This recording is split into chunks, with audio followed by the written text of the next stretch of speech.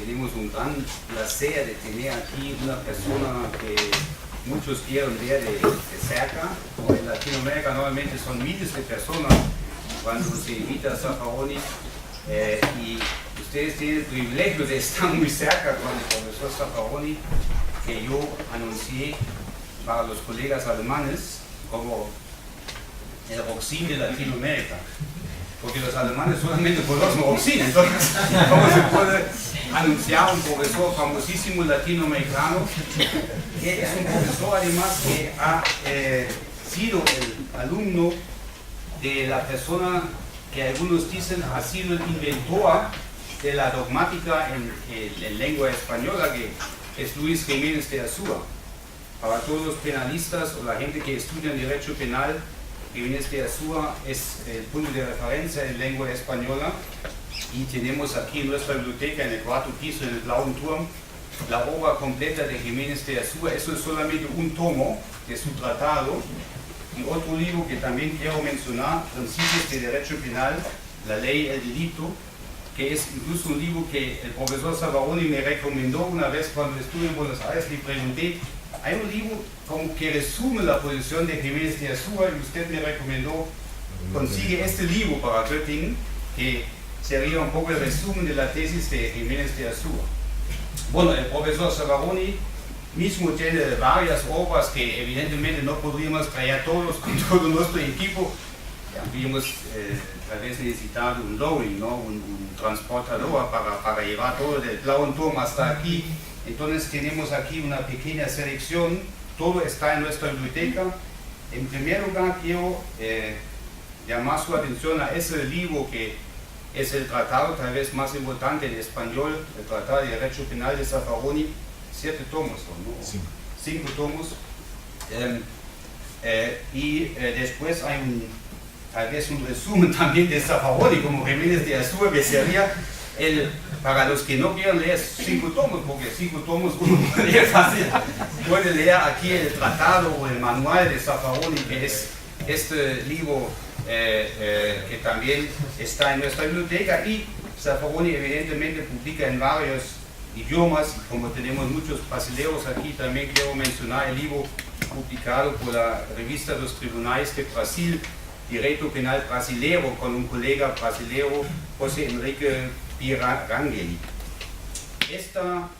Como saben, tenemos aquí un centro para estudios de derecho penal, proceso penal latinoamericano, en el cual organizamos conferencias, y yo puedo decir que con todo el tiempo de este año y de los años pasados, por el CLIPCO, con el grupo de investigadores aquí presentes, es tal vez la conferencia más importante que organizamos, y gracias a una estancia del profesor Zaffaroni en el Instituto Max Planck de Historia de Derecho Europeo en Frankfurt, ¿no? Que en Frankfurt Main se permite que él desde Frankfurt venga a Göttingen para darnos una charla. La idea de la charla va a ser una cosa de tal vez media hora, ¿no? Sobre la justicia penal en América Latina. Después vamos a tener un comentario de otro colega muy querido que conocí hace muchos años en München, Gabriel Pérez, que es también un profesor de Argentina, de Córdoba, Argentina. Actualmente se encuentra en München como becario Humboldt con el profesor Helmut Satzler, ¿no? En la Ludwig-Maximilian-Universität de München, y también es un gran dogmático. Tiene este libro que ha sido su tesis doctoral, El dolo eventual, publicado por la editorial Hammurabi. Él va a hacer un comentario de 15-20 minutos puntual sobre la conferencia del profesor Zaffaroni. Después ustedes tienen la posibilidad de hacer preguntas, comentarios, etc. Pensamos siempre hasta las 10 de la noche. No, somos aquí conscientes de la situación. Por eso todos tenemos interés de concentrar las intervenciones. Bueno, muchas gracias a todos ustedes, a la gente del CEPAL, Diego, John, Gustavo, que organizaron eso y que nos han hecho posible este evento y este gran auditorio, que realmente es difícil en Alemania tener tantos participantes en un evento en español, porque evidentemente en Alemania no se encuentran tantos juristas que saben español. Bueno, muchas gracias a todos y doy la palabra al profesor Savoni. Bueno, muy buenas tardes, muchísimas gracias. Digo que después de estas palabras, lo mejor que puedo hacer es irme. Cualquier cosa que diga va a ser absolutamente desilusionante. Muchísimas gracias por la invitación. Para mí verdaderamente un honor. Les agradezco a todos los que se esforzaron por hacer esta visita. Vamos a conversar unos minutos sobre algunos temas que creo que son de interés común en la región.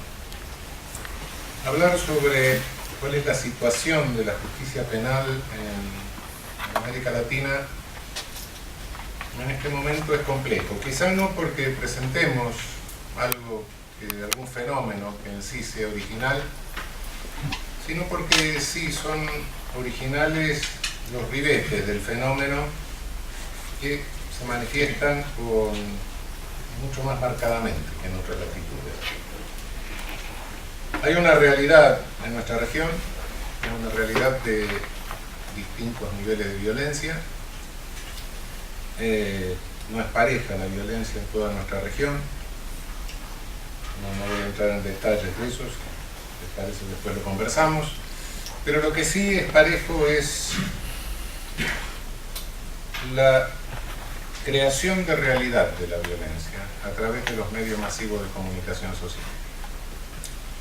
Es decir, padecemos una concentración de medios masivos de comunicación social que en definitiva es la que marca la agenda político-penal de nuestros legisladores y de nuestros políticos.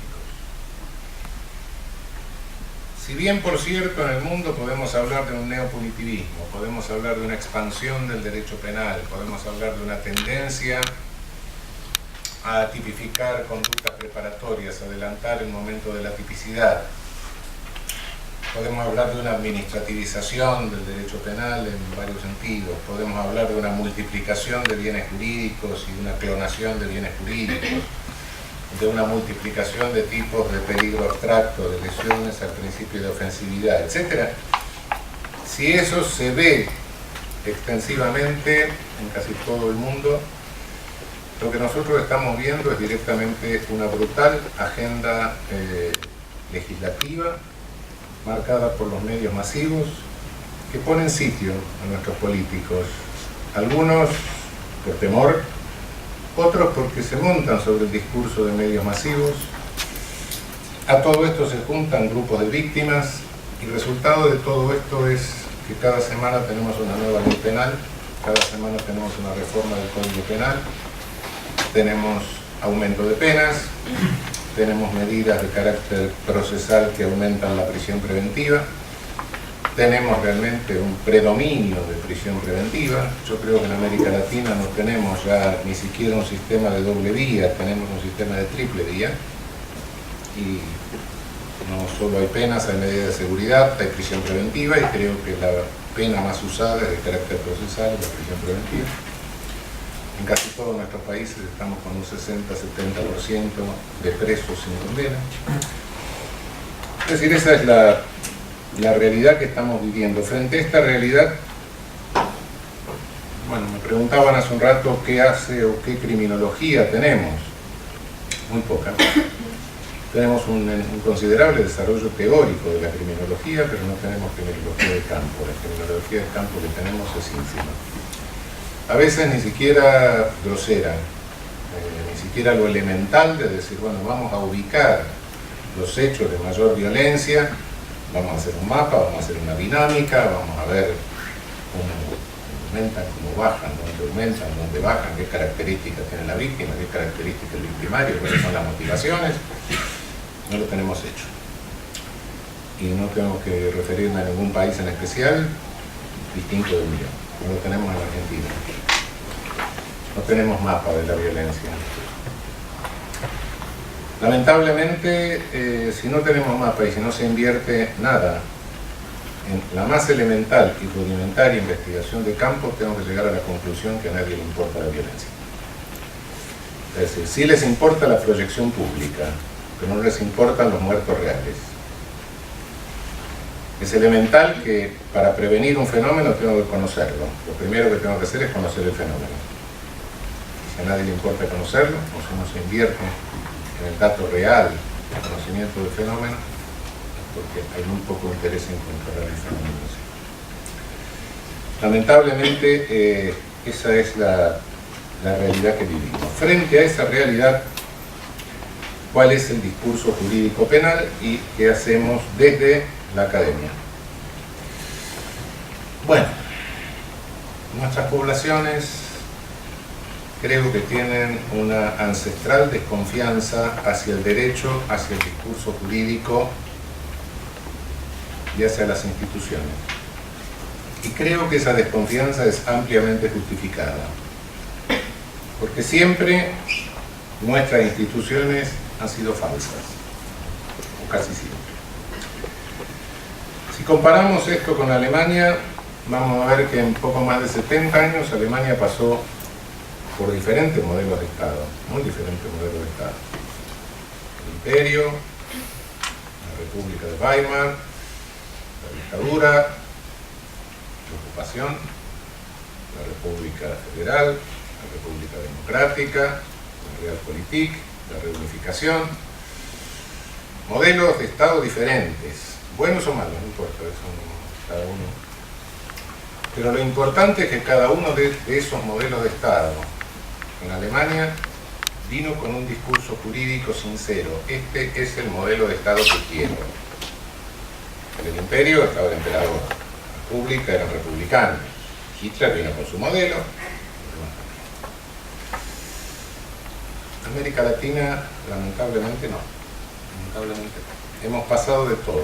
Hemos tenido gobiernos democráticos, hemos tenido falsos gobiernos democráticos con partidos mayoritarios proscriptos, hemos tenido golpes de Estado, hemos tenido dictaduras. Sí, pero todos llegaron con la máscara de la democracia.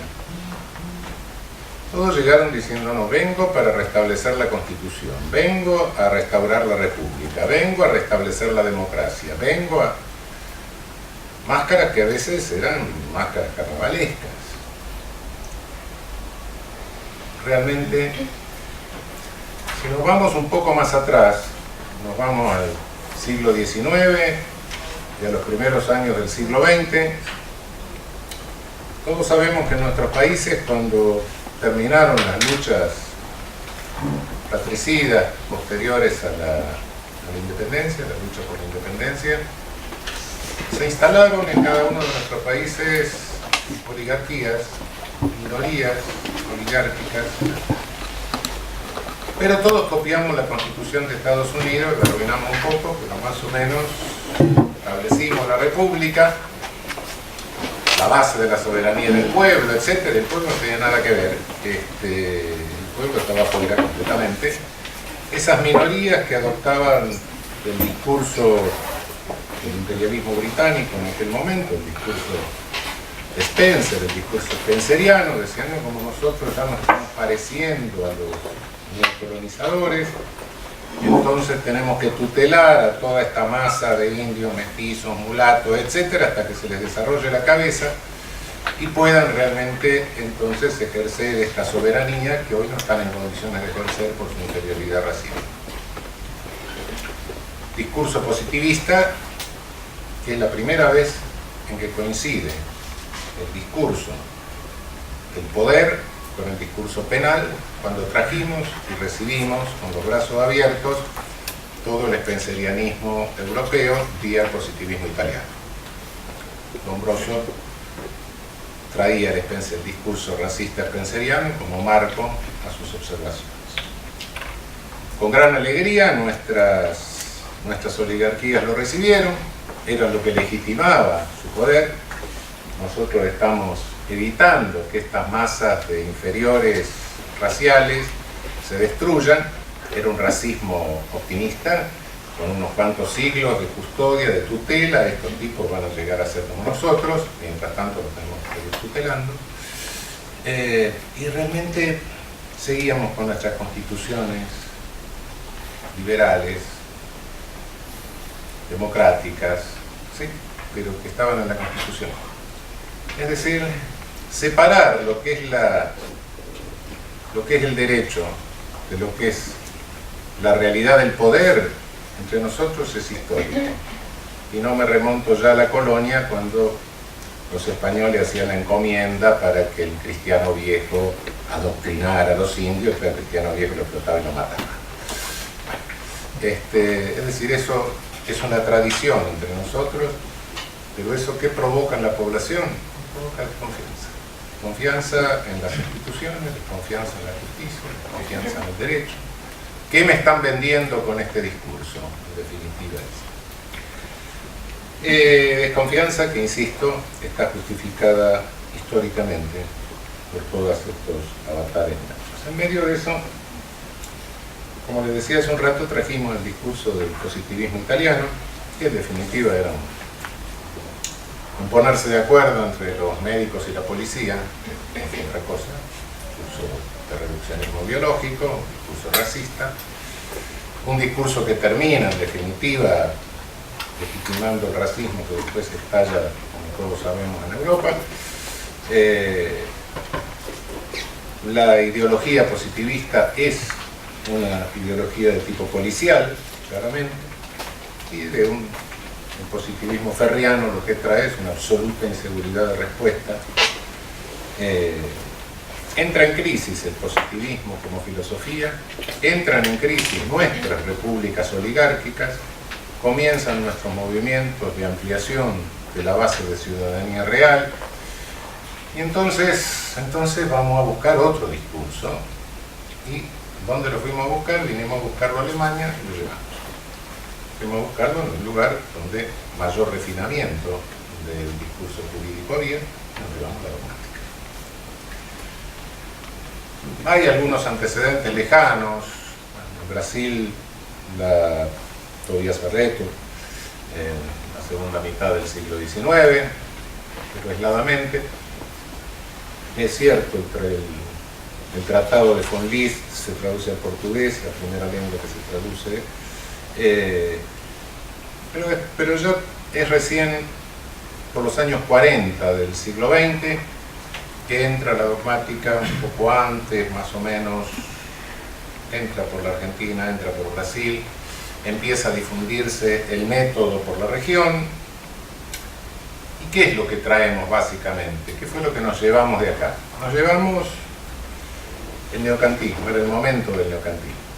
Hubo cierta entrada de von Liszt, de Ernst von Belling, pero fundamentalmente nos llevamos el neocantismo, y el neocantismo que nos llevamos predominantemente, aunque algunos hablaron de las normas de cultura, de Max Mayer, etc., lo cierto es que las obras que se tradujeron y que se difundieron y básicamente fueron la de Edmund Metzger, es decir, el neocantismo de Metzger.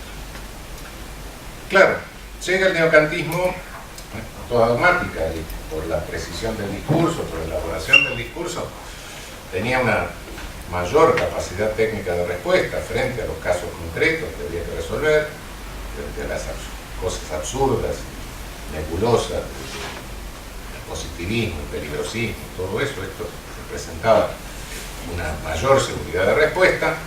Entonces lo recibimos y lo empezamos a celebrar como la garantía del derecho penal liberal.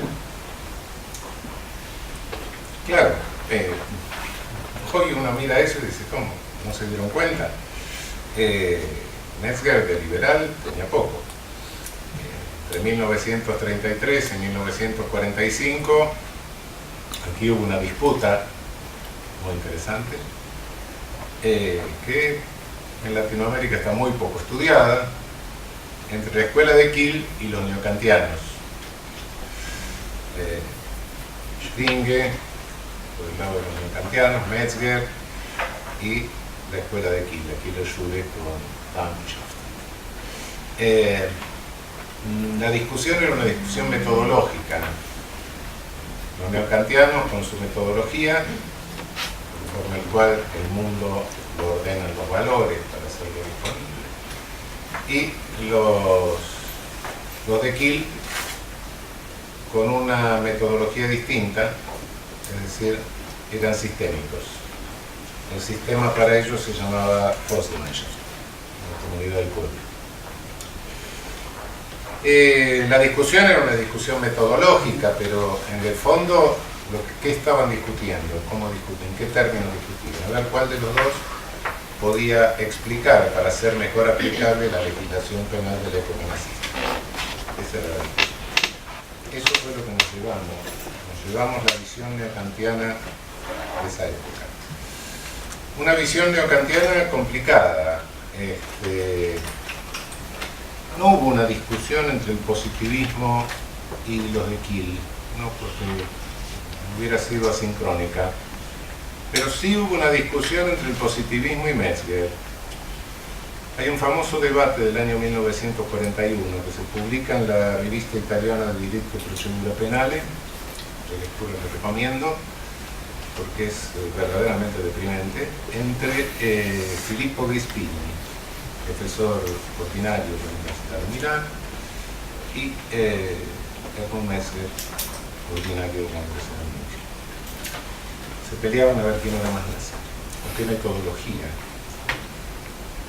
servía mejor y creo que ganaba Grispini, lo cual demuestra a dónde iba el positivismo. Eso llegamos, pero ¿cómo? ¿Con qué fe en que eso era un discurso científico que no tenía nada de político?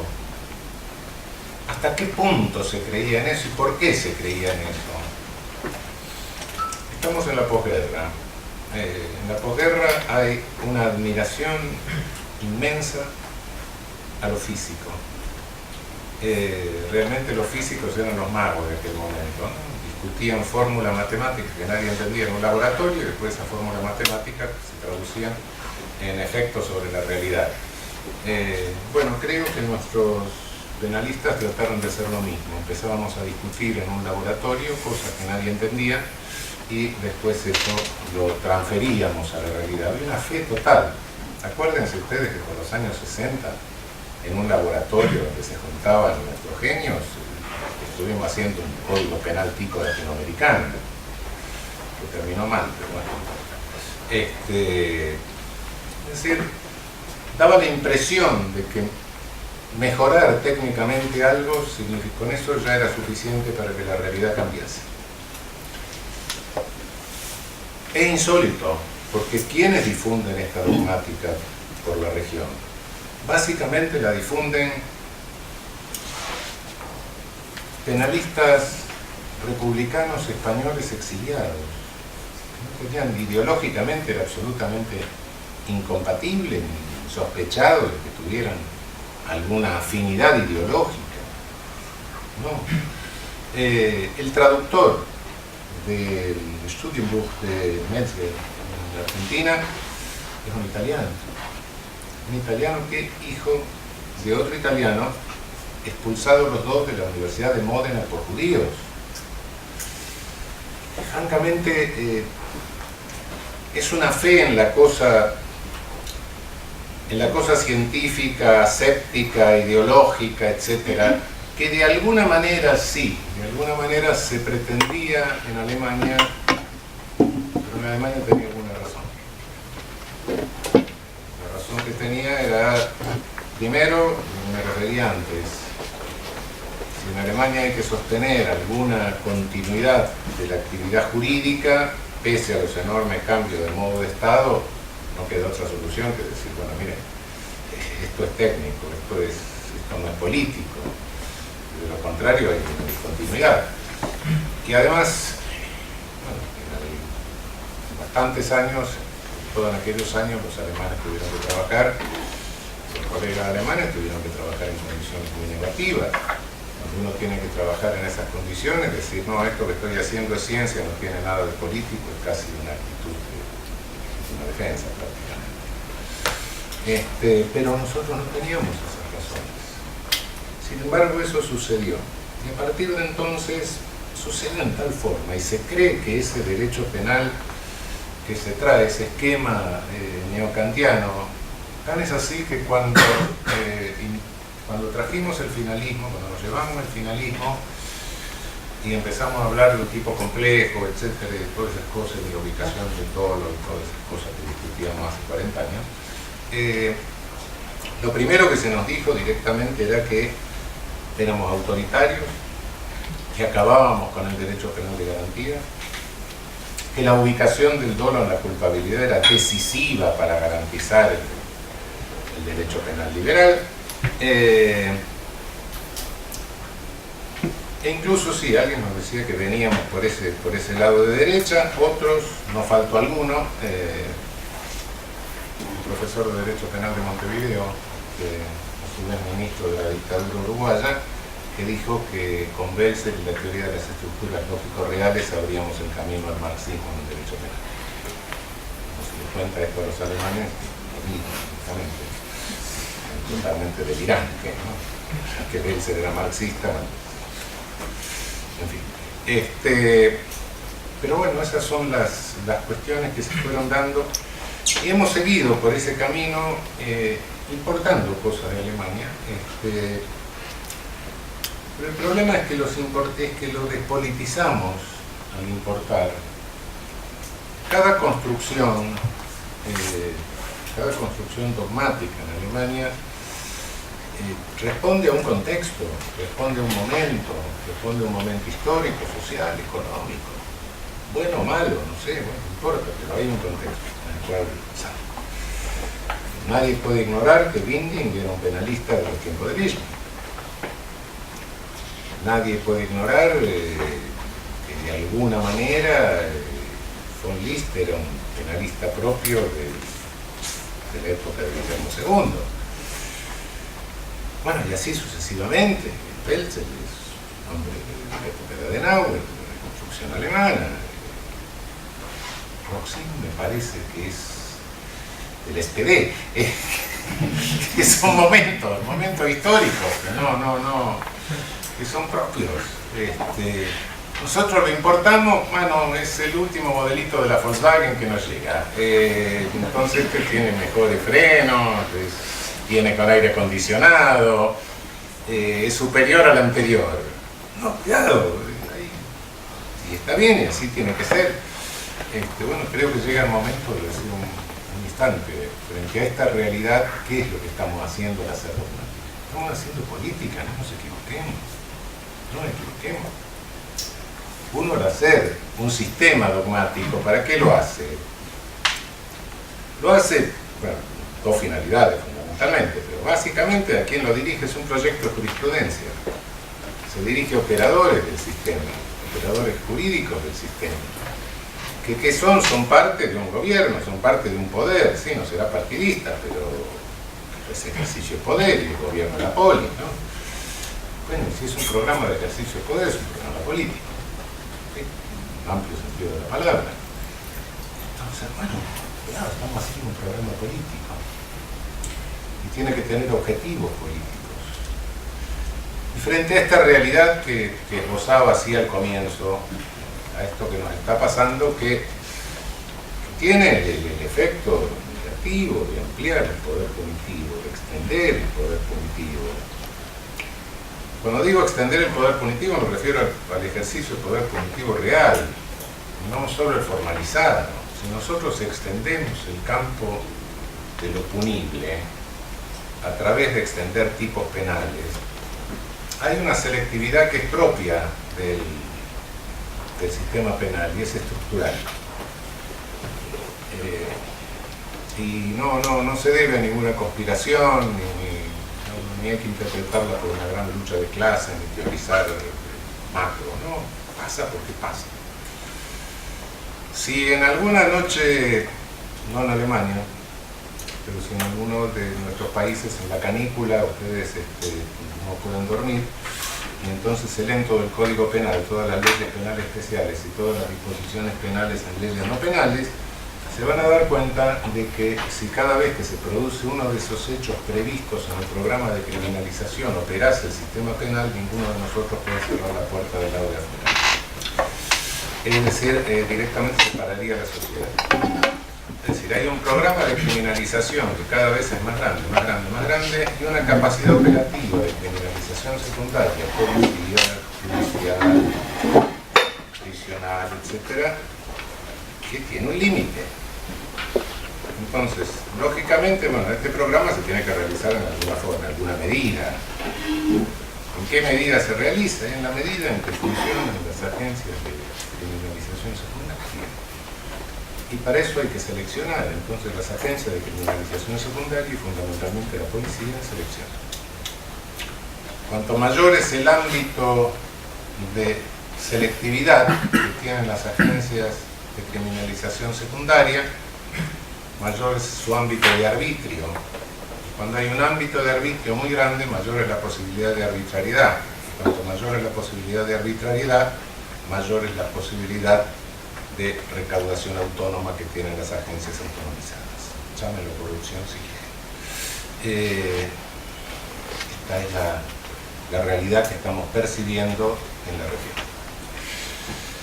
Frente a esto, si tenemos que hacer un programa jurídico, ¿cuál es el programa? Necesariamente se nos impone ser un programa de contención del ejercicio del poder político.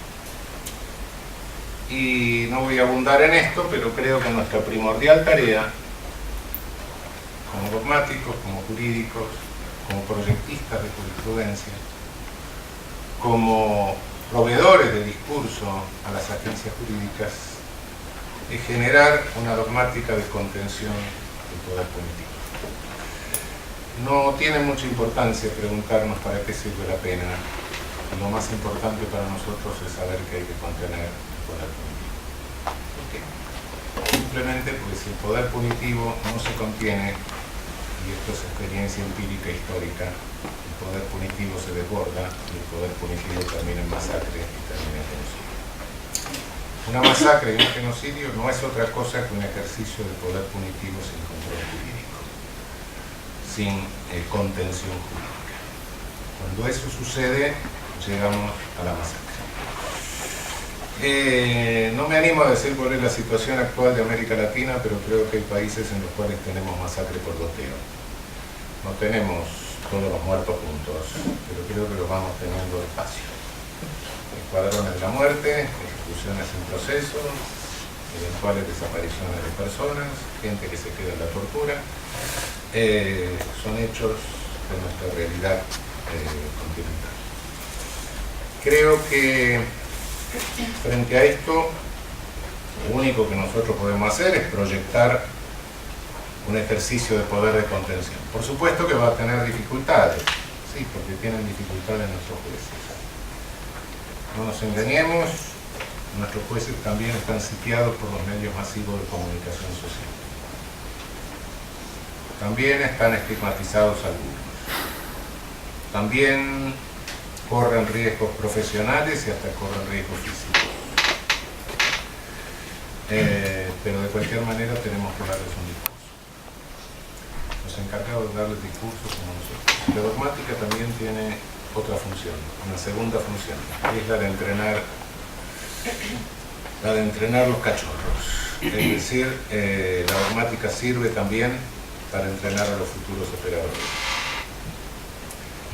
Esa doble función, también la segunda es una función política inmediata, esa doble función, la de programar para el poder, para un poder del Estado, y la de entrenar a los futuros operadores del poder del Estado, es la función que tenemos que cumplir y para la cual tenemos que reflexionar acerca de una dogmática que creo que a diferencia de lo que se hizo antes cada vez que se habla de derecho penal liberal, etc., hoy no tenemos ninguna necesidad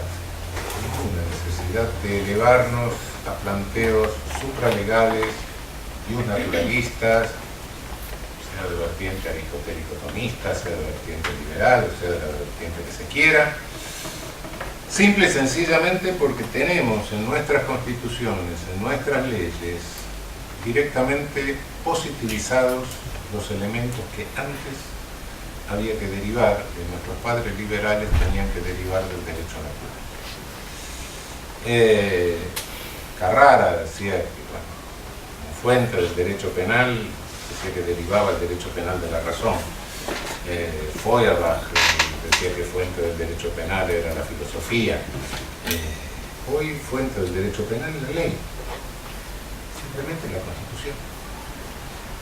Por ejemplo, en la Constitución de mi país, desde 1994, tenemos incorporados todos los tratados internacionales de derechos humanos con el mismo nivel y la misma jerarquía que disposición constitucional. Por ende, tenemos incorporado el artículo primero de la Declaración Universal, todo ser humano es persona. Declaración Universal que tardamos cuántos miles de años en ponernos de acuerdo para decir que todo ser humano es persona. Una especie rara la nuestra, ¿no? Nunca hubo una asamblea de caballos que dijera todos los caballos son caballos, una de perros que todos los perros son perros. Nosotros tuvimos que decir que todos los seres humanos son personas. Se hizo, está bien, se positivizó, está positivizado, está en la Constitución. A partir de ahí hay que ser un derecho penal humano, sencillamente. Hay que constitucionalizar más el derecho penal, nada más. Pero ese derecho penal humano que se deriva de la jerarquización de los derechos humanos, de las constituciones, etc., ¿cómo avanza? ¿Cómo avanzó? ¿Cómo llegamos a eso? Llegamos porque la humanidad fue madurando, porque fue reflexionando. No. Llegamos por pánico, llegamos por miedo. Si se hizo una convención de 1948 fue porque se vio lo que había pasado. Y si yo como constituyente levanté la mano en 1994 para poner en la Constitución argentina las convenciones internacionales de derechos humanos, porque estábamos aterrados porque nos habían matado 30.000 gente. Así avanza. El derecho penal humano avanza como respuesta al derecho penal inhumano. Entonces, el derecho penal inhumano es un derecho penal activo, sin lugar a dudas. Es un derecho penal que se racionaliza. Es cierto que hay genocidios que no necesitaron mucha racionalización, por supuesto. Pol Pot, cuando llegó, mató a los 300 jueces camboyanos que tenían, y listo, en el asunto. Mucho discurso no hubo. Pero nuestra arma, nuestro instrumento, el discurso, claro. Un argumento, una dogmática, un discurso, una construcción, claro, discursiva. Entonces, nuestro ámbito, nuestro campo de lucha es el discurso. Y entonces, ¿qué tenemos que hacer? Tenemos que estudiar justamente los discursos inhumanos. No voy a negar que hay enormes esfuerzos por hacer un derecho penal de contención, un derecho penal liberal, hay bibliotecas enteras. Si tuviera que decir una obra que me gusta mucho, Diritto Ragione de Ferraioli, por ejemplo, sí, pero esto es construcción de cómo tiene que ser un derecho penal liberal, etc. No empecemos por el otro lado. Si esto es respuesta y resultado a aquellas monstruosidades, tenemos que empezar a estudiar la racionalización de esas monstruosidades en serio, porque curiosamente se van reiterando. No se reiteran en contenido, pero sí se reiteran en estructura. Es como un programa de computación que se vacía y después se vuelve a rellenar culturalmente con otros elementos, pero las racionalizaciones básicas son las mismas. Y los objetivos son los mismos. Un intragrupo de personas, un extragrupo de no personas. Algunos no personas naturales, otros no personas declaradas porque son traidores del intragrupo, y otros no personas expulsadas que son los perdedores en alguna lucha hegemónica del intragrupo. Esto se reitera,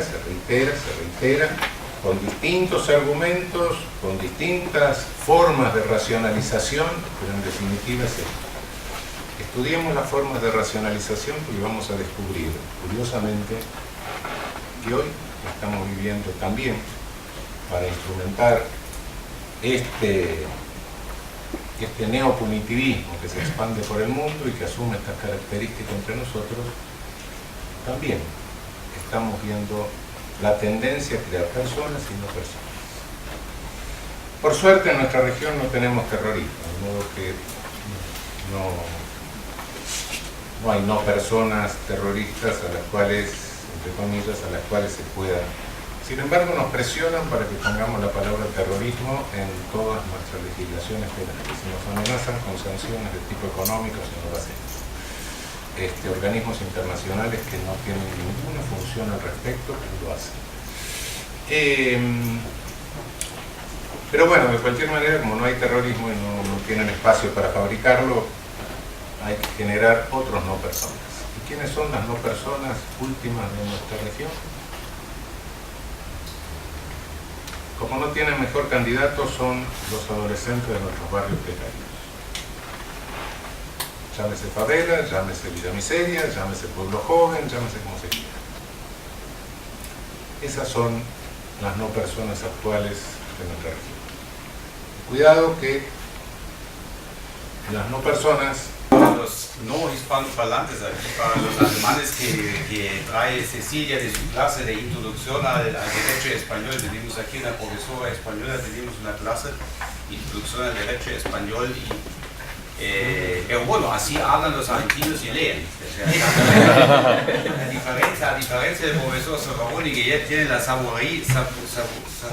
sabiduría de los años, de la experiencia de toda su vida, y habla así para todos, incluso para los pobres alemanes aquí en la sala que no hablan tan bueno español como esos tres argentinos aquí. Bueno, entramos en el debate, por favor. Cuestiones, preguntas, seguramente tienen muchas preguntas para el profesor Zaffaroni, que me olvidé de mencionar que también es magistrado de la Corte Suprema de Argentina ya por varios años, y Gabriel también es en la Cámara de Apelaciones, ¿no? de Córdoba, o sea, también son dos jueces magistrados, y por eso también no hablan solamente de la perspectiva académica, sino también de la perspectiva eminente práctica, ¿no? Bueno, preguntas, ¿quién quiere comenzar? Creo que Gabriel, tú mataste a todos con tu intervención. Ya te dije que no lo hagas como los alemanes. Yo digo siempre, hágalo como los americanos, que no leen, sino hacen una tesis y hablan libremente. Y no como los alemanes. La manera alemana es leer textos y es mala costumbre. Pero tú no contás con mi falta de talento para eso. Bueno, ¿quién quiere comenzar? Gustavo Conde de Colombia, por favor. Una pregunta para el profesor Zaffaroni. El profesor dice que el traslado de la dogmática penal a Latinoamérica se produce curiosamente por personas que no están comprometidos políticamente en el fascismo y cuestiones aquí en Europa. En general no. La pregunta es si ese proceso que se da como en los años 60 no es favorecido de alguna manera por el contexto de Guerra Fría y dictaduras militares en Latinoamérica. De pronto esa es una circunstancia que, si bien está directamente relacionada con quienes llevan ese discurso dogmático, sí puede haber favorecido la recepción y la generalización. No sé si a ver, no creo. Si tuviera que hablar en términos que solo los sudamericanos del sur me lo entienden, diría que sí, fueron gorilas casi todos. Antipopulares, digamos, ¿no? Todo movimiento popular no, le causaba un rechazo. En todo nuestro país, casi todos nuestros países tuvimos movimientos de ampliación de base de ciudadanía real. Y bueno, hay que explicarle a los europeos que no son felkish, los populismos nuestros son otra cosa. Nosotros no pudimos tener movimientos felkish tipo fascismo, porque es absurdo que en América Latina exista el mito imperial. No podemos tener un mito imperial nosotros, el mito imperial. Bueno, entonces pueden tener alguna estética fascista, pudieron tener estos movimientos, pero Y sí, casi todos los penalistas que llevaron eso eran contra estos movimientos, estaban contra estos movimientos. Todo lo que les suena muy popular, no, eso es verdad.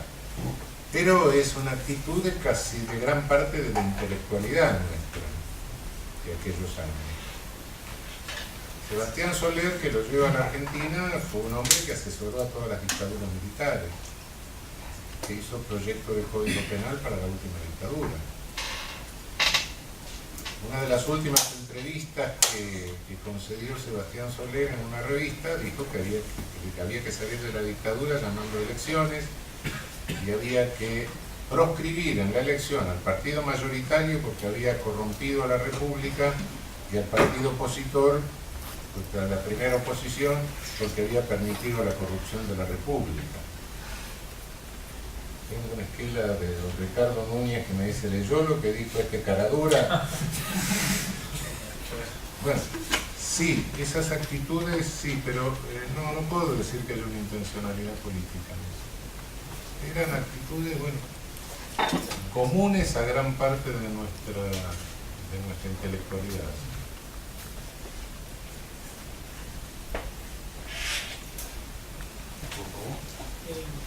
Buenas noches, soy Sebastián Landívar de Bolivia, hago ahora en la GISA, aquí en la universidad. Yo tengo una pregunta. Mi país, un país como muchos otros de Latinoamérica, con el sistema penal totalmente colapsado, 80% de personas en las cárceles con prisión preventiva. Nosotros damos el 60%. Y bueno, la pregunta es, ¿qué tipo de cambio debe realizarse? Porque yo a veces veo que el cambio no es necesario en el procedimiento penal. Nosotros tuvimos una reforma muy apoyada por la FZ, que me parece que produjo un buen código de procedimiento penal, pero yo creo que el cambio de se va a llevar a la formación. ¿Y de qué forma se transforma la formación en un país, la formación del jurista? Bueno, esa es una tarea nuestra.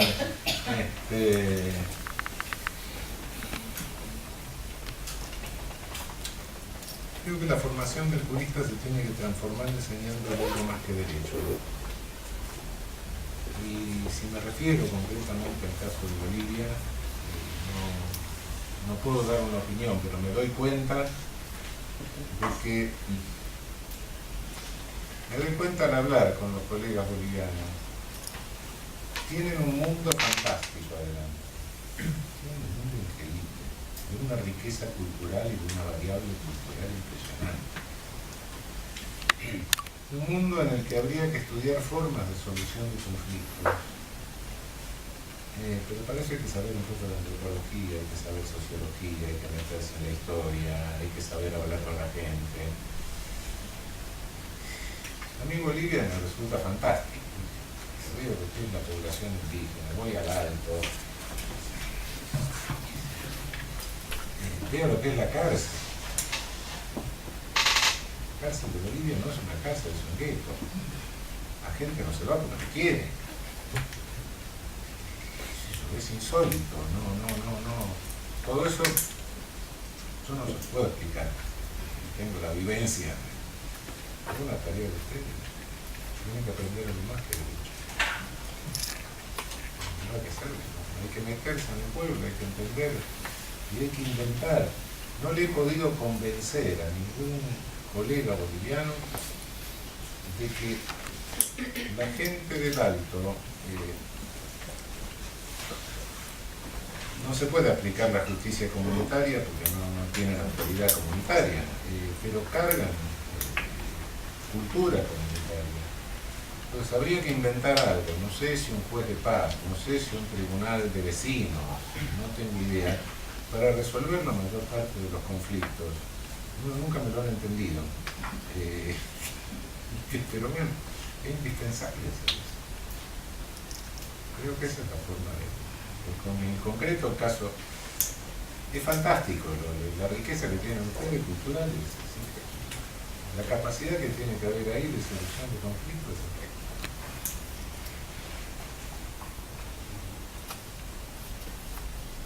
De dos alemanes que yo visité en la cárcel en La Paz en 1990, y fue tan increíble y ellos fueron tan contentos de la cárcel que no querían ir a Alemania para la pena que tenía que ser ejecutado. Yo estaba en contacto con la embajada alemana, vino el cónsul, y entonces se ofreció, hacemos entonces la entrega a Alemania para que ustedes puedan cumplir su pena allá. No, ¿cómo? Aquí tenemos todo. Nosotros estamos aquí, se resuelve todo. Podemos salir, podemos entrar, podemos tener todo, computador y todo, se resuelve. Eso también nada. Pero muchas gracias por su pregunta y también por la presentación. Todos que no conozco, sería bueno que se presenten. También por el profesor Zaffaroni es importante saber de qué país vienen, ¿no? Para ver su respuesta. Bien. Por favor, en Brasil, pero después de todos modos introducir. Ya, yo soy Mariana de Brasil y soy doctoranda en Derecho Internacional acá en la universidad. Mi pregunta es más general, porque vengo desde el Derecho Internacional. Yo creo que uno de los presupuestos para la situación de la justicia penal en Latinoamérica es el monismo jurídico. O sea, la afirmación de que cada país es homogéneo lo suficiente para tener solo un sistema jurídico. Lo que, por ejemplo, en el caso de Brasil es un absurdo. ¿Cómo se ve el papel del pluralismo jurídico en el discurso penal actual? Yo creo que esta pregunta es más para los dos. Entonces, sí, ya, yo creo que no se lo ve. Y creo que cuando tenemos que hacer un discurso penal del Ecuador para el sur, eso tenemos que mirarlo muy seriamente, pero no me parece que sea un drama tener un pluralismo jurídico.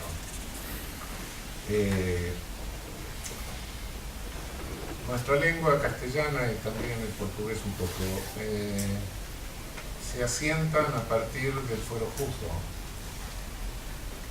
El fuero juzgo estaba estableciendo un pluralismo jurídico entre los visigodos y los romanos, y era pluralismo jurídico. Un sistema visigótico y un sistema romano. Y funcionó. ¿Y por qué no va a funcionar? El año pasado fui a Angola. ¿Podemos pretender que Angola tenga un sistema único cuando tiene un juez por provincia?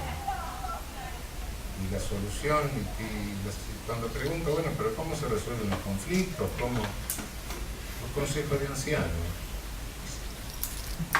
¿Qué problema es? Si resolvió el conflicto, que resuelva el conflicto, no lo metamos. Nuestro sistema penal garantiza una intervención menos violenta que la solución comunitaria del conflicto. Si no lo garantiza, no metamos al sistema penal. No veo ningún inconveniente en que haya pluralidad de sistemas para resolver conflictos.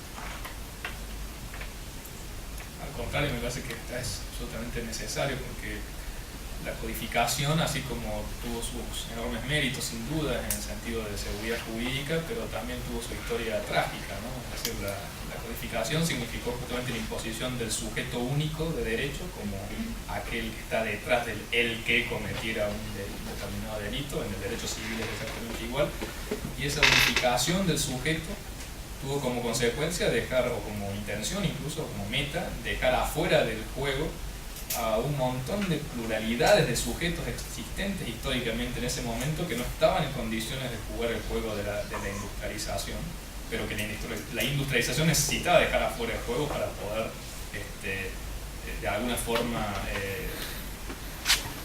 diseñar y fortalecer un sistema jurídico que protegiera los intereses de la nueva burguesía. Entonces la idea del sujeto único de derecho tiene que ver con este contexto histórico y poder pluralizarlo me parece que es un desafío más interesante y si hay un lugar en el mundo en donde esto se podría hacer, donde es que es materia fértil, que es tierra fértil para hacerlo, es sin duda Latinoamérica y África.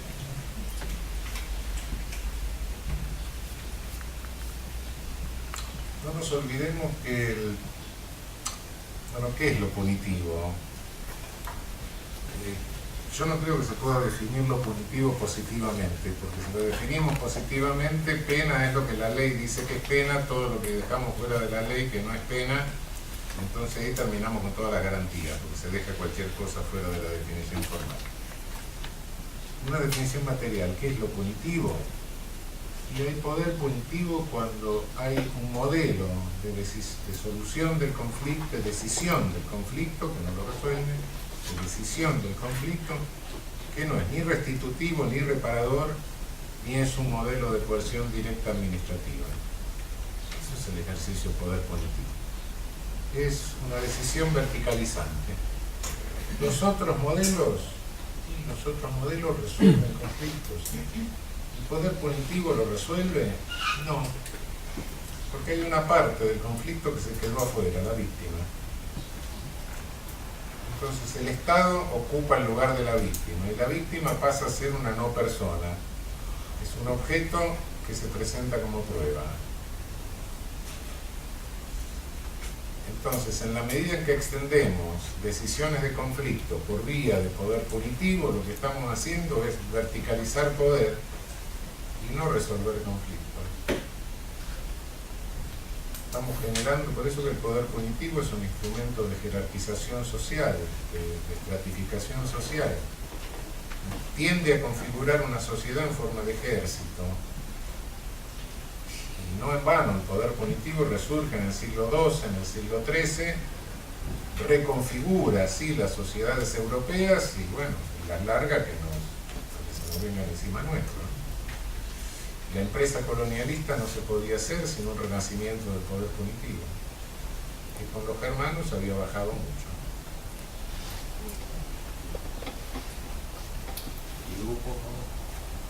Professor Zaffaroni, eu sou Diego Reis, do Brasil. O senhor propôs aqui, como várias outras vozes fazem também, o senhor atacou uma expansão do direito penal. Consequentemente, nós podemos concluir que um avanço, não na solução, mas uma melhoria da situação da justiça na América Latina, por exemplo, seria, a contrário senso, na redução do direito penal. São questões no âmbito estritamente penal. Sabe-se também que há a necessidade de medidas, digamos assim, não penais, como, por exemplo, investimentos em educação, em infraestrutura, em melhoria das condições da população, de uma forma geral. São medidas que tendem a não solucionar, mas, pelo menos, melhorar essa situação que o senhor aqui muito bem descreveu. O meu questionamento é: de que forma o direito penal necessariamente depende dessas medidas não penais para avançar, ou melhor, para se reduzir, para frear esta expansão? Se há uma dependência necessária dessas medidas não penais, como investimento em educação, em infraestrutura e etc., se há uma dependência ou se há uma independência, se é possível para o direito penal reduzir-se independentemente dessas medidas, ou ele somente vai poder reduzir a partir de uma colaboração externa nesse âmbito não penal.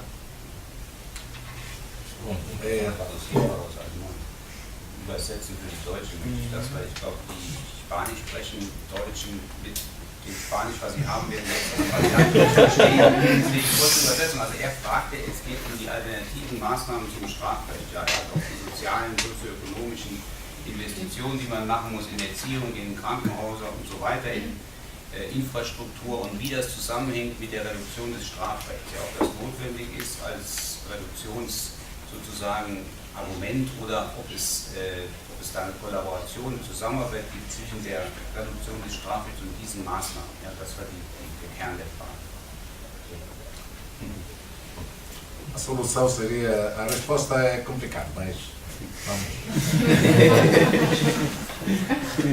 Partimos de una base. Este brote de neopunitivismo, este brote de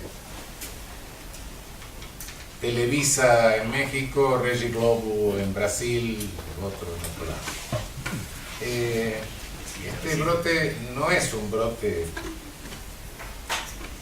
hay una lucha de poder. Hubo una guerra, se mataron todos los tanques, etcétera, destruyeron media Europa. Después vino la Guerra Fría. Y ahora tenemos una guerra al baño María. ¿Qué es? Es saber quién manda. O es el poder financiero o es el poder político. En el mundo. Con nuestra versión local, pero en el mundo es una disputa mundial. ¿Qué hay de un lado? Hay de un lado un modelo, explicarlo en términos un poco más lejos, un modelo Roosevelt de New Deal, de una sociedad más o menos redistributiva, que trata de redistribuir un poco de renta, inclusiva, incluyente, y un modelo de sociedad donde no se distribuye más nada, los que tienen más renta se quedan con la más renta, un modelo excluyente de sociedad, que un día lo que tenga más renta se va a derramar para abajo, no se derrama nada, pero no importa. Bueno, estas dos cosas, estos dos modelos son los que están en lucha en esta guerra del baño María. Lógicamente, este modelo de sociedad excluyente, los que se quedan afuera no se quedan muy conformes, necesita un mayor grado de represión para sostener el modelo. En la medida en que vayamos incluyendo, no necesitamos igual grado de represión. Ahora, hay sociedades en que la distribución de renta es muy desigual, y la redistribución, no se puede hacer de la mañana a la noche tampoco. Y tampoco soñemos con una sociedad redistributiva donde todos seamos iguales, no todos tengamos las mismas posibilidades, pues eso no existe en el mundo. Seguro que haya un proceso de redistribución. Bueno, en la medida en que este proceso de redistribución exista, y la violencia baja, pero eso se sabe desde hace muchos años. Alfredo Nicéforo decía que hace 100 años, más, 110 años, decía, el delito, igual que la energía, no se pierde sino que se transforma. A medida que avanza la civilización, del delito violento pasamos al delito astuto. Y sí, en una sociedad vamos a tener menos homicidio y más estafas, no hay nada que hacerlo. Conforme al crecimiento económico, a la distribución de la renta, etc., eso lo sabemos. No es automático, no es que la violencia que se redistribuya mejor inmediatamente, puede haber otros factores que influyen en esto. Puede haber formas simbióticas en que la forma del delito astuto y del delito violento se simbiotizan, tipo mafia. Sí. Es decir, pero en líneas generales, sí. Obviamente una sociedad inclusiva necesita menos poder punitivo. Una sociedad excluyente tiene que hacer centro en el ejercicio del poder punitivo porque tiene que contener a los que excluyen. Eso es así.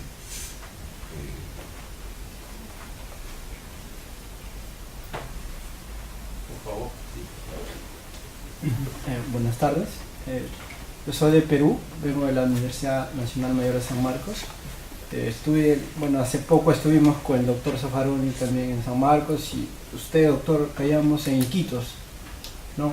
Mi pregunta va, y actualmente yo estoy en Marburgo, estoy en una estancia de investigación con el doctor Frank y pues me animé rotundamente a venir desde allá y pues hacer la siguiente pregunta, ¿no?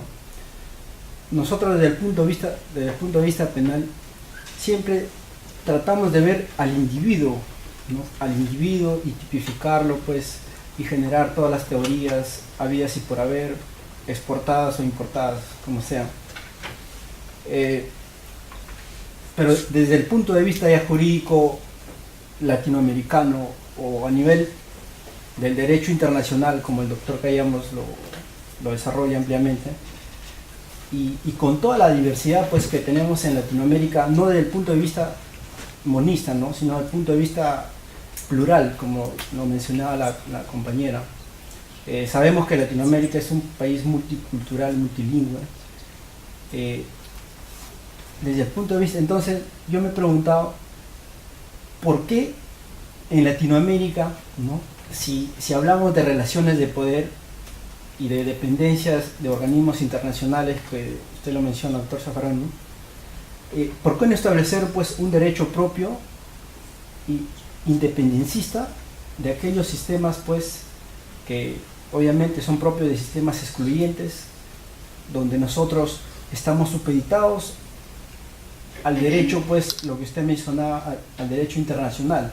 Nuestros derechos en Colombia, en Perú o donde sea en Latinoamérica, están más leyes a nivel internacional que nosotros mismos, pues que nos sentamos y discutamos, ¿no? ¿Y por qué yo digo no, pues generar ese derecho que legitime nuestra soberanía? Y desde el punto de vista del derecho internacional, usted en uno de sus artículos lo menciona, ¿no? Pues en el Tratado de Lesa Humanidad, usted, doctor Cayamo, menciona pues utilizando pues la teoría penal del enemigo, ¿por qué no obviamente llamar a esos enemigos los estados enemigos, los estados que generan pues ese tipo de sociedades excluyentes como es a nivel de Latinoamérica, ¿no? Sí, gracias. El problema es que hoy no son los estados. Yo no sé si Mr. Obama manda en Estados Unidos, o si manda a Wall Street. Y ese es el problema de la guerra a Baña María. No me estoy peleando con Mr. Obama. Lo que nos está pasando tiene muy poco que ver con eso, y quizá hasta hoy el acogotamiento financiero que se hace de mi país, en una de esas no le gusta nada a Mr. Obama, pero tiene poder para no hacerlo, para pararlo. Ojo que el asunto es mundial, Independientemente de eso, sí es cierto que en nuestro Ministerio de Relaciones Exteriores sería bueno poner una bolsa de yeso y enyesarle la mano a nuestro diplomático para que no firmen tantas cosas. Eso es verdad. Sobre todo en orden económico. En cuanto a una política regional, sí, evidentemente creo que tenemos que hacer una política regional. Tenemos que ser conscientes de que si no nos regionalizamos, estamos perdidos en el mundo que viene. No sé si se puede recuperar el concepto de soberanía, pero sí el concepto de autonomía. Regionalmente solo podemos conseguir autonomía, individualmente no la vamos a poder conseguir.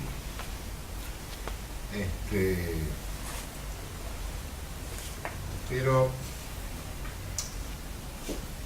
lo que dije hace un momento de la sociedad incluyente y la sociedad excluyente no es una cuestión nuestra interna, sino que es una cuestión de condicionamiento transnacional. El poder financiero no es un poder financiero de nuestros capitalistas nacionales, es un poder transnacional.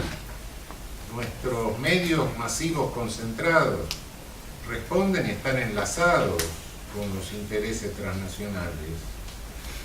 De modo que sí, el fortalecimiento de nuestras instituciones políticas, el fortalecimiento de nuestra propia economía y de nuestro propio capital productivo, necesariamente eso lo tenemos que hacer. Y tenemos que pensar un derecho a esa medida. En la medida en que estamos pensando una contención del poder punitivo, y estamos pensando indirectamente en un esfuerzo por una sociedad incluyente. El esfuerzo por la sociedad excluyente es un esfuerzo que lo hacen, que nos viene condicionado de afuera y al cual se pliegan, bueno, algunos vendepatrias que siempre tenemos. Sí, soy de México. Y mi pregunta es la siguiente, ¿qué acaso no es el derecho penal una herramienta que utiliza ese poder económico para proteger sus propios intereses?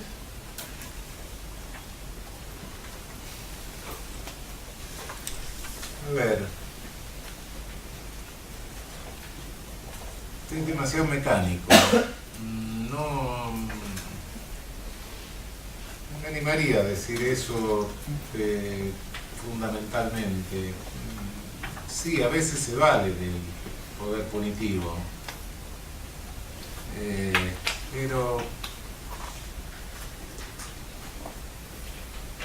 indiscutiblemente que si el poder para proteger sus intereses se vale de todo poder, y también del poder punitivo, legítimo o ilegítimo, formal o informal. Eso es cierto, pero de ahí no puedo derivar que todo el ejercicio del poder punitivo sea para proteger esos intereses, porque me estaría poniendo medio delirante. Y no, sin ingenuidad sí me doy cuenta de que esa funciona. Yo estoy viejo y cada vez creo menos en conspiraciones. Lo que pasa es que cada día creo más en funcionalidades. Hay fenómenos que se dan y son funcionales para ciertos intereses. Entonces se dice, bueno, dejémoslo andar, porque esto me sirve. Son funcionalidades.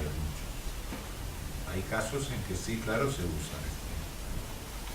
Pero no puedo decir que todo el poder punitivo se use para eso, porque estaría entrando en un intencionalismo, como aquel que interpreta la obra de arte, que todo tiene una intención, aunque el otro dio una pincelada porque le faltaba de óleo. No, un intencionalismo así no.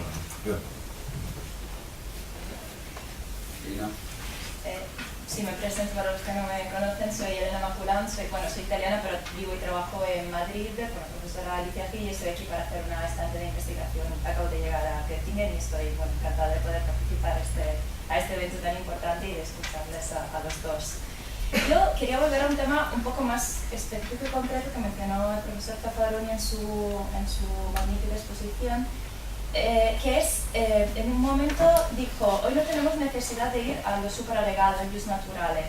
¿No cree usted que ahora está pasando especialmente en el sector del derecho penal internacional, especialmente tal y como es aplicado por tribunales y actores, digamos, nacionales, domésticos? Y ¿no cree usted que estamos realmente no hemos abandonado el derecho supralegal, el jus naturale, sino que lo tenemos ahí presente todavía, más bien disfrazado a lo mejor, porque estoy pensando, si no me equivoco, es el artículo 75, inciso 22 de la Constitución Argentina, el que incorpora los tratados internacionales y derechos humanos internacionalmente reconocidos.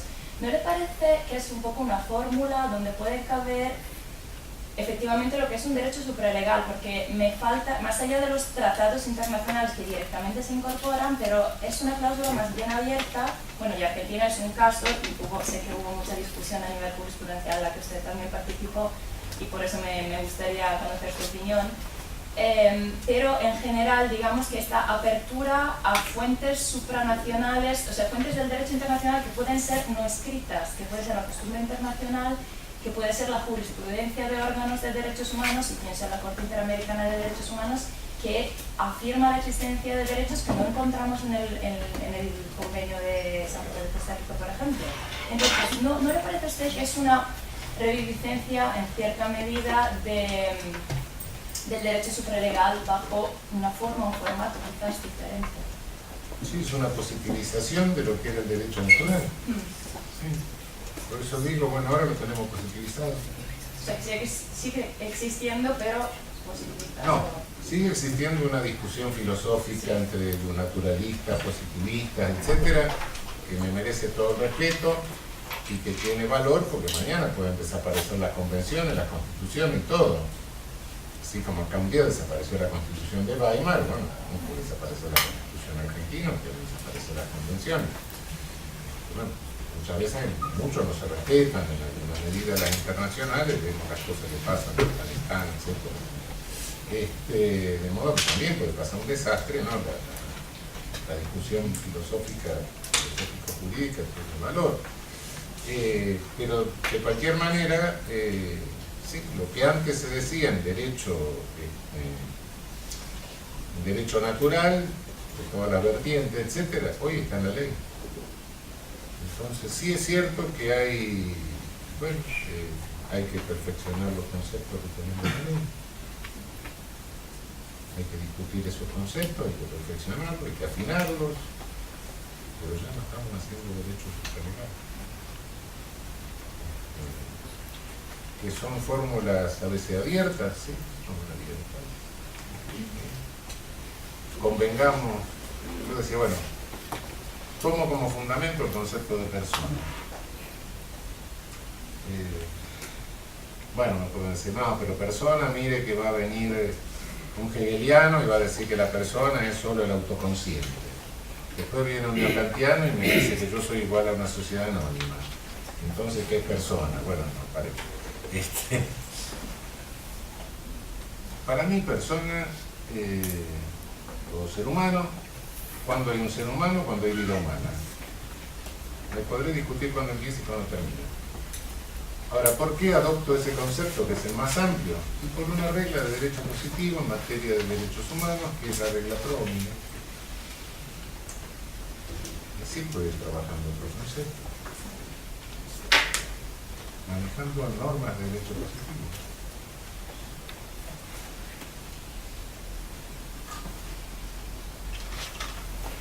Es la intervención colectiva española, cosa.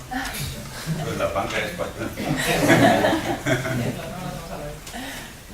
Soy Rosana Lizar, que en España trabajo en la Universidad de Barcelona y tal como Mariamos Internacionales.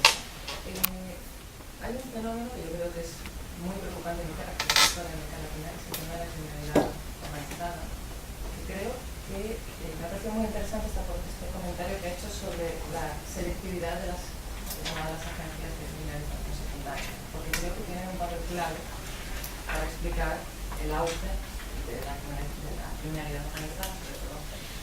Creo que el caso argentino es un reflejo de cómo funciona esa interrelación entre policía y otros intereses, probablemente entrando también con estos elementos de investigación. La cuestión es que da la sensación de que ese fenómeno no punitivista a la criminalidad organizada no la alcanza. Entonces, mi pregunta es, ¿en qué medida o cuál es la relación entre esas agencias secundarias y las primarias? No, incrementa el fenómeno. Sí, por eso hay un componente claro de que lo incrementa. En la medida en que cada vez voy dándole más poder selectivo, porque voy ampliando la criminalización primaria, le voy dando más poder de corrupción, más poder de arbitrariedad a las agencias de criminalización secundaria. Por decirlo más claro, la policía tiene más posibilidades de actuar arbitrariamente, y si tiene más posibilidades de actuar arbitrariamente, tiene más posibilidades de generar más fuentes de recaudación autónoma y de autonomizarse. Y le pone sitio a los políticos. Hoy los golpes de Estado no los dan las Fuerzas Armadas, los dan las policías. La policía pueden tirar 10 cadáveres en una noche y desestabilizar un gobierno. Ese es el problema.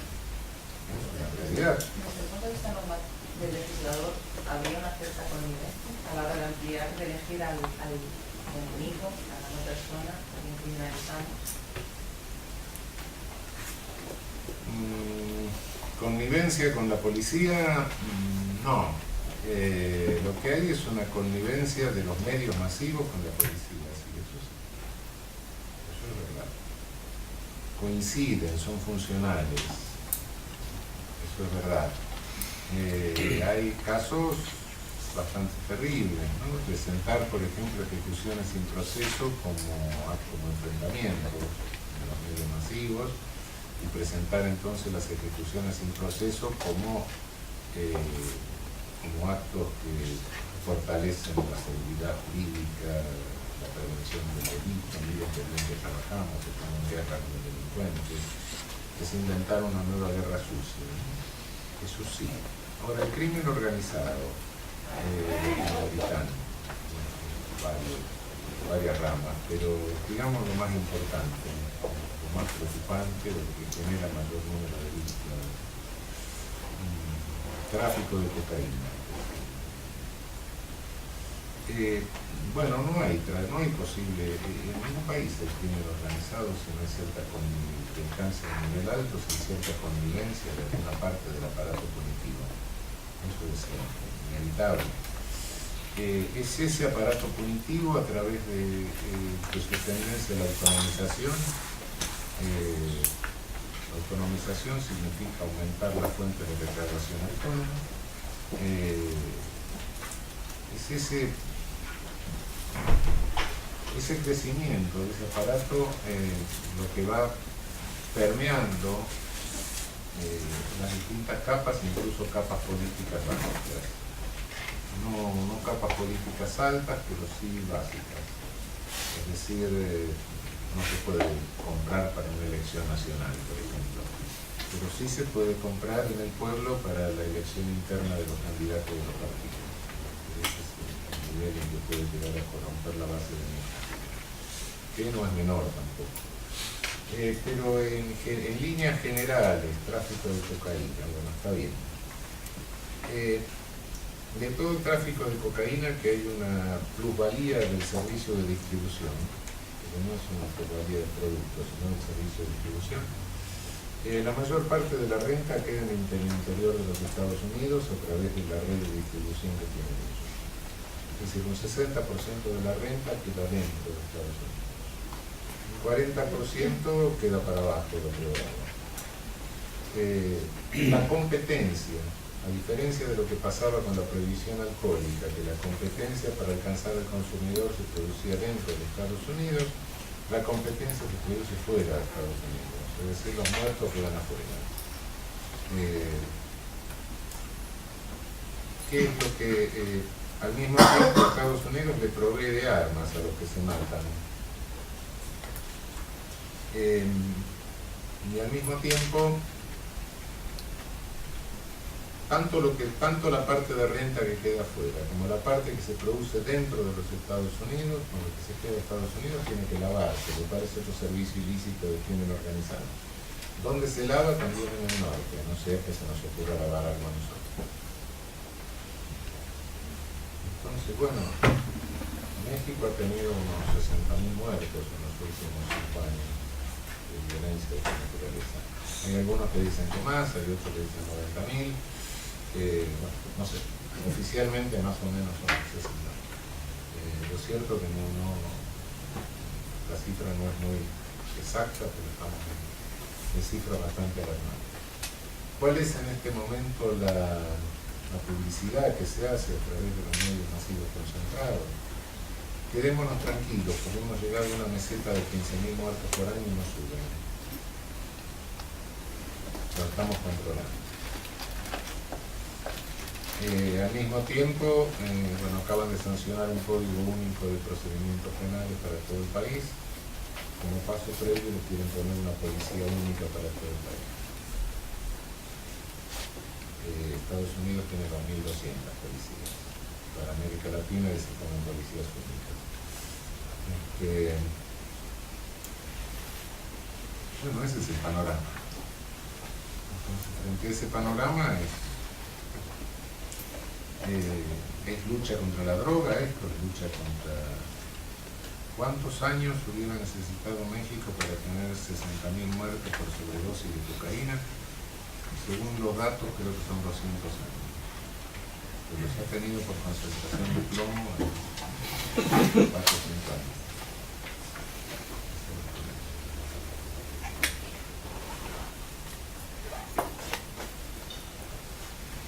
Eso en el país que es Alemania, donde el gobierno, nuestro gobierno, ¿no?, la grande coalición, mantiene la posición prohibicionista a pesar de una iniciativa de la mitad de los profesores de Derecho Penal, que solamente para su información, acatado por el Partido Verde y la Linke, la izquierda. Pero la mayoría, básicamente, evidentemente la CDU, que tiene encargado de la política antidroga en este país, sigue con la misma política de hace 30, 40 años, ni pensando un momento, en eso es lo que dijo el profesor Zaffaroni, de los muertos en México o donde sea, o sea, de los costos de prohibición, ¿no? Nadie habla aquí en el mainstream de los costos de prohibición, ¿no? O sea, eso también tal vez importante para los alemanes aquí. para ustedes tal vez ese tipo de introducción es algo muy raro, porque es la perspectiva latinoamericana a los temas, ¿no? Y creo que tenemos que aprender, por lo menos tomar en cuenta esa perspectiva, no solamente latinoamericana, africana, Asia, porque somos muy enfocados a nosotros, a Alemania, a Europa, eurocentristas, ¿no? Y no vemos la realidad, y en el tema de drogas es más evidente, o sea, el tema de drogas no se puede regular a través de una política nacional, o en otras palabras, la política prohibicionista que hacemos en este país tiene costos fuera de ese país. O sea, nosotros con nuestra política prohibicionista, que repite los argumentos de siempre, a pesar de todos los contraargumentos, genera costos fuera, pero ningún político aquí en este país, de los políticos con poder, no de los de la oposición, solamente piensa sobre esos costos. Si ustedes quieren ver en YouTube la discusión sobre la solicitud es una solicitud de más que 200 profesores de Derecho Penal, 4 de esa facultad de Derecho. 4. Somos 5 catedráticos, 4 estamos en favor, 1 en contra, 200 profesores. Hubo un debate en el Bundestag para establecer una comisión de enquete, o sea, solamente una comisión de parlamento que investiga los efectos con resultado abierto. No hemos dicho que queremos legalizar cannabis, algo así, que sería de todos modos un no-go de entrada, ¿no? Pero hemos dicho que tenemos que tener un análisis científico, no ideológico del tema, tomando como ejemplo Uruguay justamente, o otros ejemplos en América Latina son más avanzados, o Portugal, o España en cuanto a la posición que es descriminalizada en ese país. La posición para propio consumo es un delito penal, y todos que trabajamos en la justicia penal, fiscales, jueces, vimos eso en nuestros tribunales. Tenemos un trabajo con esto, un trabajo innecesario, porque son al final consumidores que tienen un problema de salud, y el sistema penal tiene un costo adicional. También aquí, pero nadie habla en el mainstream de los costos, ¿no? Eso es realmente algo que tendrían que ver los alemanes aquí muy críticamente y pensar bien cuando en las próximas elecciones, claro, son 4 votos aquí que tenemos en la sala, no van a cambiar nada, por lo menos concientizar. Bueno, también si quieren hacer una pregunta en alemán, podemos traducirla. No sé si hay alguna inquietud de los alemanes que tal vez quieran hacer la pregunta en alemán, no hay problema, la profesora la puede traducir, hable, que no tiene problema. Yo ya se lo había ofrecido. Muy bien. Por favor, y de Ecuador, finalmente no escuchamos nada de Ecuador. Mario Aguilera, vengo de Ecuador, estoy aquí en el programa internacional también. Mi pregunta es más general y es una inquietud que usted mencionaba, ahí el mundo de las personas y las no personas, los incluidos y los excluidos. ¿Cómo los excluidos pueden utilizar el derecho para incluirse? O más claro, puede ser el derecho emancipador. Esa es una pregunta. Y la otra pregunta, como estudiante latinoamericano aquí, tengo la sensación de que muchos de nosotros venimos aquí para aprender y trasladar lo que hemos aprendido aquí desde una perspectiva eurocéntrica latinoamericana.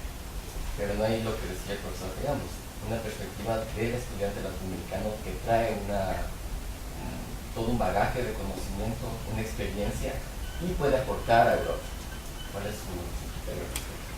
Bueno, yo no creo que tendría que quisiera pasar Navidad en casa, ¿no? Que acostumbro a hacer eso sintéticamente nomás. Creo que es una cuestión que lucha política, etcétera. Lo que nosotros podemos hacer, lo podemos hacer a través de una proyección de jurisprudencia destinada a los jueces, nada más. Lo otro lo tenemos que hacer en la calle. Podemos tener las dos funciones, exacto, pero cuando hacemos teoría penal, lo que estamos haciendo, tengamos en cuenta que es nada más que eso. Más allá con esto no vamos. Pero bueno, sí, ¿qué podemos hacer y qué podemos proyectarle a nuestros jueces, a nuestra magistrada? Yo creo que tenemos que proyectarle un derecho penal partisano. O si somos conscientes de que lo que tenemos enfrente es una tendencia de un derecho penal inhumano, tenemos que darlo vuelta y proyectar un derecho penal humano, con los instrumentos de derecho positivo que tenemos en la mano, con la Constitución en la mano. Todos los días empujando. Sabemos que el Estado de Derecho perfecto no existe. Estoy hablando de Estado de Derecho no en el sentido kelseniano, en el sentido schmittiano, sino un Estado de Derecho más o menos liberal, digamos. Bueno, el modelo perfecto de eso no existe. Todos los estados de derecho históricos son más o menos de derecho, porque siempre hay algunos que son más iguales que otros. Hay pulsiones de estado de policía dentro del estado de derecho.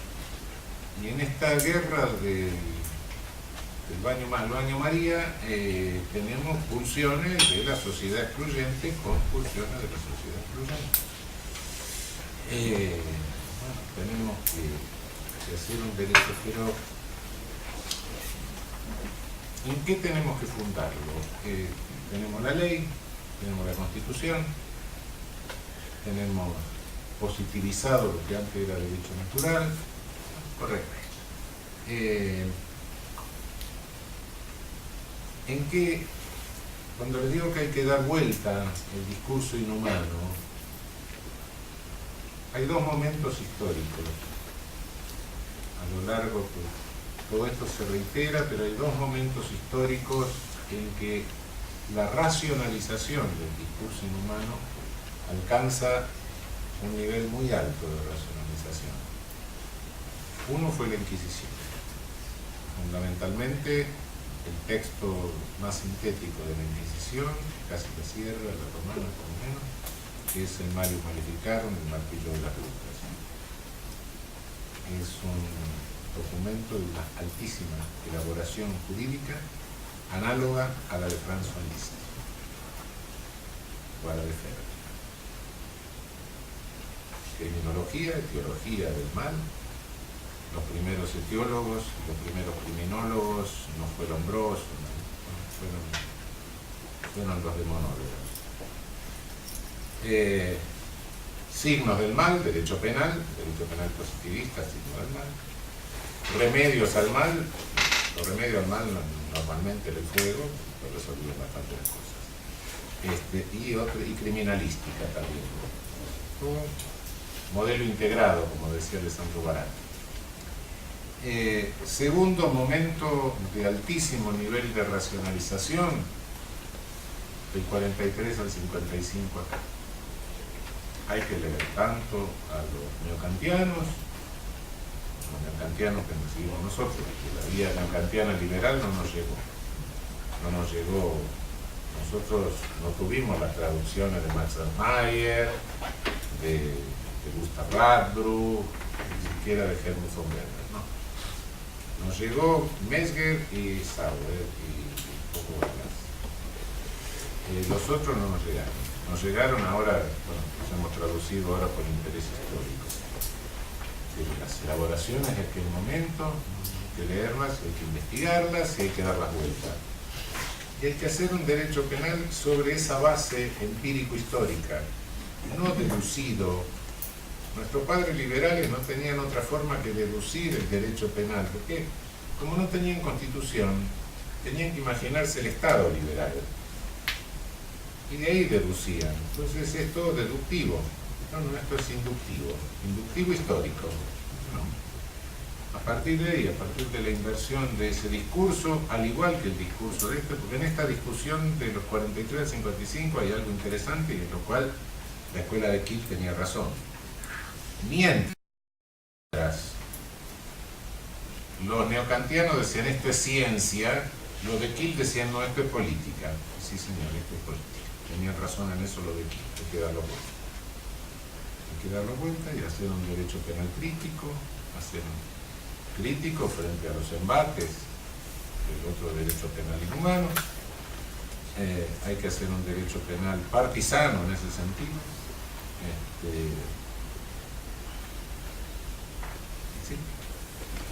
Creo que ese es el discurso que debemos transmitir a nuestros jueces. Ahora, eso va a cambiar nuestra sociedad. Y en la medida en que tengamos poder jurídico, sí. Si no hay espacio para el poder jurídico, bueno, agarremos el pasaporte y nos vamos.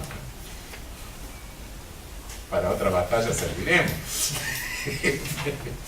Pero en la medida en que haya espacio jurídico, sí, claro.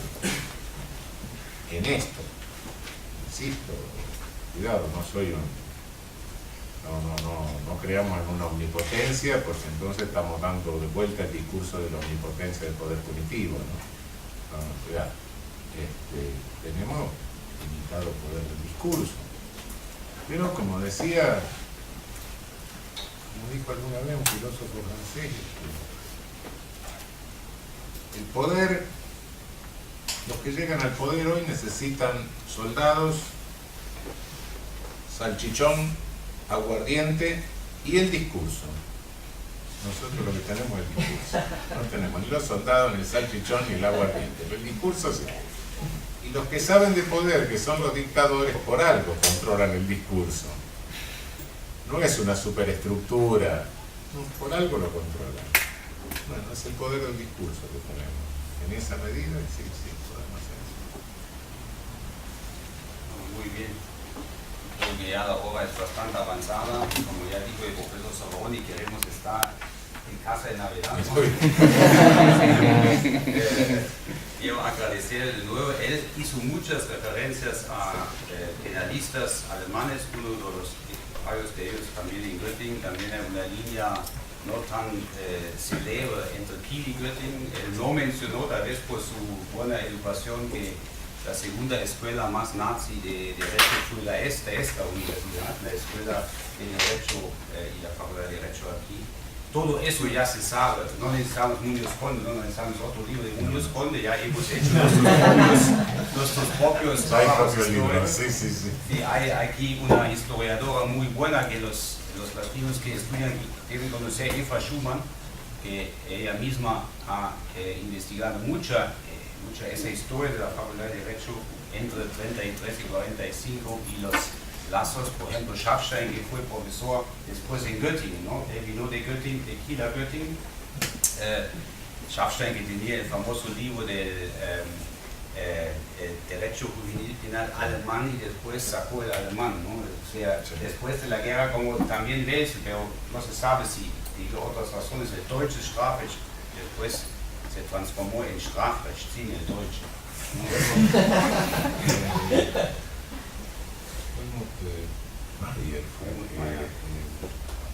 Derecho penal, exactamente, hubo casos incluso más patéticos, ¿no? O sea, el derecho penal del pueblo alemán, después de la guerra quedó derecho penal alemán. Entonces ahí, si ustedes hablan con personas mayores, lamentablemente hoy esas personas ya se jubilaron o aquí jueces o otros, que todavía estudiaron en los años 50 y 60 con esos señores. Es muy interesante. Mi padre también tenía esa experiencia en München, con Maurer, por ejemplo, ¿no? Que después se dedicó, que fue uno de los más grandes nazis. Él tomó exámenes orales con mi padre. Y Metzger también tenía en München Metzger.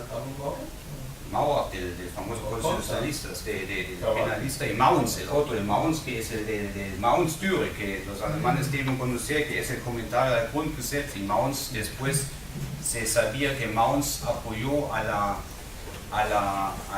periódico nazista que hubo, que fue lanzado desde München, pero anónimamente. Él fue el más grande donante de ese periódico. O sea, hubo muchas historias, pero lo interesante es si ustedes tienen padres o abuelos que estudiaron en esa época de derecho, hablen con ellos. ¿Cómo se comportaron estos señores? No hubo ninguna señora, estamos recién entrando con profesoras, que es un gran enriquecimiento para nosotros. Estos señores, ¿cómo se comportaron después, en 47, 48, ¿no? Que antes fueron nazis y después los mismos profesores que quedaron, Schaffstein un ejemplo, y que cuando uno habla con un juez, le va a decir, bueno, yo tuve aquí un juez presidente con quien trabajé mucho en el Landgericht, que me dijo, bueno, Schaffstein fue muy amable, no vi nada. no sé, en 47. Y evidentemente, él no siguió hablando como nazi, pero la cosa es demasiado. Pero, y como tomó tiempo eso en Alemania de realmente investigar esa historia, ¿no? Estos trabajos que tenemos sobre la historia de nuestras facultades son trabajos de hace 10 años, trabajos históricos, ¿no? Sobre personas como Metzger, pero también como de facultades.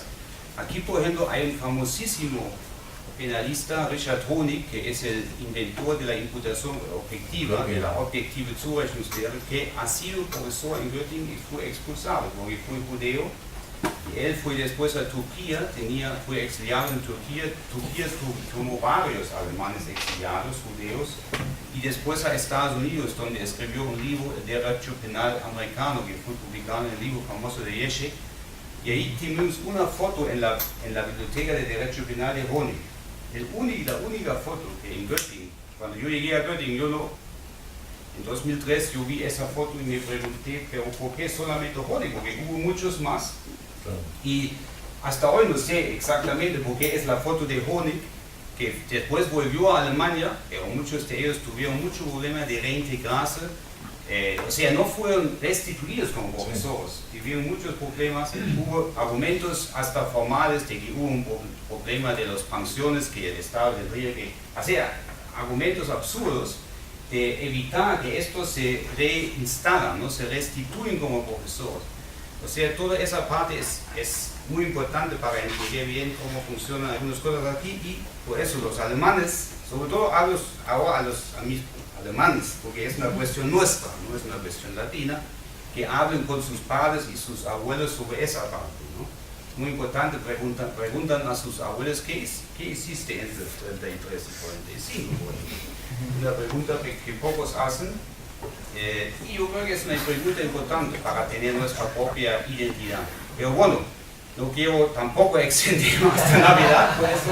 Pero muchas gracias a todos ustedes también que quedaron aquí, sobre todo a los alemanes, que ha sido un gran ejercicio, pero sus colegas latinos lo sufren todo el tiempo si están en las coles.